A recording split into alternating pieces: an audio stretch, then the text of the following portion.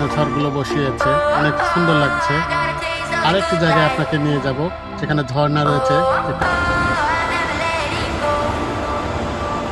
তাকিয়ে আছে ডাইনোসর, কামড় দেবে। কত সুন্দর পানির ফোয়ারা তৈরি করে রেখেছে, অনেক সুন্দর লাগছে ফোয়ারাগুলো, অনেক সুন্দর, অসাধারণ। ভিডিওটি ভালো লাগলে কমেন্ট ও শেয়ার করতে ভুলবেন না। ধন্যবাদ সবাইকে।